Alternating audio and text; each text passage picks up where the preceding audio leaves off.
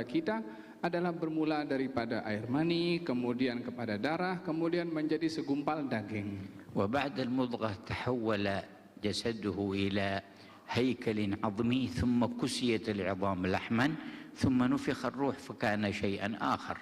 Dan setelah gumpalan daging maka menjadi berbentuk sebuah tubuh yang di dalamnya ada tulang, kemudian diliput dengan daging dan kulit di luarnya, dan jadilah manusia yang ditiupkan di dalamnya ruh. ثم خرج من بطن أمه لا يعلم شيئا وجعل له السمع والبصر والفؤاد. Lalu kemudian lahir daripada perut ibunya, tidak mengetahui apapun yang sedang terjadi kepadanya. Allah kasih kepada dia pandangan, Allah kasih kepada dia hati, Allah kasih kepada dia pendengaran. هذه المراحل التي مررنا بها كلنا ومر بها آباؤنا من قبل، من رتبها واختار أن تكون على هذا الوضع وهذا المثال وهذا المنوال. Ini adalah fase-fase yang setiap orang dari kita melalui fase-fase tersebut. Maka kita berpikir, siapa gerangan yang mengatur fase-fase ini secara berurutan hingga semua kita pasti akan melaluinya.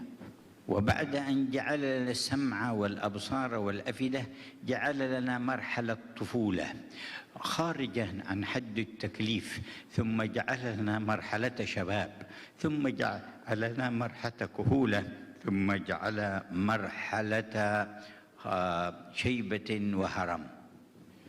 Allah subhanahu wa ta'ala setelah memberikan kepada kita di masa kecil pendengaran, penglihatan dan juga hati,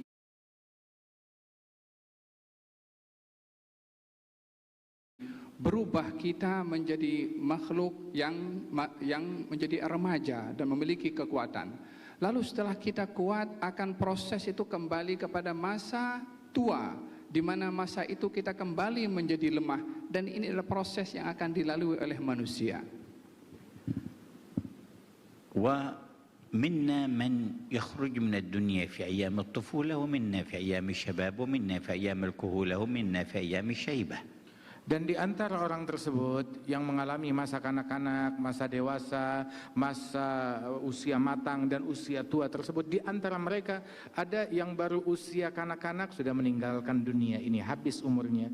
Ada di antara mereka yang sampai usia dewasa meninggalnya. Ada yang meninggalnya pada usia tanggung, ada lagi yang meninggalnya pada usia lanjut dan sepuh. من الذي رتب كل ذلك ومضينا عليه من أيام أبينا آدم إلى أيامنا هذه لم يتغير شيء من هذا الترتيب.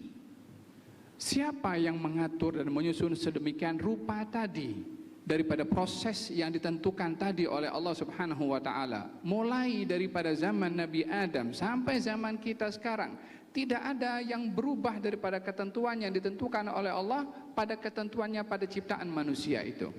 أين تقدمات الإنسان وتطوره على مدار القرون؟ لما لم تمس هذه الأشياء الأصيلة الثابتة؟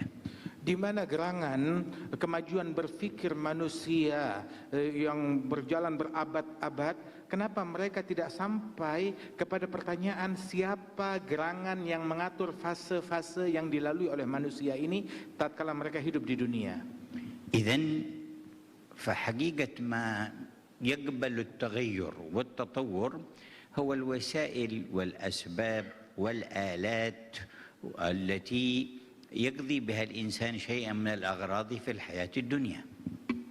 Dengan kita, kalau kita ingin mengetahui tentang kemajuan, itu adalah kemajuan pada alat, pada teknologi, pada hal-hal yang boleh dijadikan sebagai sebab untuk manusia memerlukan kepada sebab itu, tapi tidak ada satu kemajuan yang boleh merubah ketentuan qada dan qadarnya Allah pada ciptaan manusia pada fasa-fasa yang disebutkan tadi. وكل هذه الآلات التي تقبل التغيرات والتطورات مستفيدة ومنتفعة وقائم تطورها على تكوين الأرض بهذه الصورة، وجعل الشمس والقمر من فوقنا، وجعل السماء من فوقنا، وعلى ما رتب الخالق من نزول الأمطار ومن تجاذبات وتفاعلات للماديات بما رتبه هو سبحانه وتعالى. Dan daripada semua alat-alat yang menjadi ukuran kemodernan seseorang dan kemajuan suatu negeri dan suatu bangsa tersebut, tidak yang kita pakai untuk daripada keperluan duniawi kita, tidakkah mereka berpikir akan kehebatan Allah Subhanahu wa taala yang menciptakan alat berupa matahari, bulan, bumi, perputarannya, angin, pergerakannya, yang dari itu semuanya diatur oleh Allah Subhanahu wa taala, musim-musim yang berbeda-beda, turunnya hujan ataupun kemarau, dan siapa gerangan yang mengatur itu semua melainkan hanya Allah Subhanahu wa taala.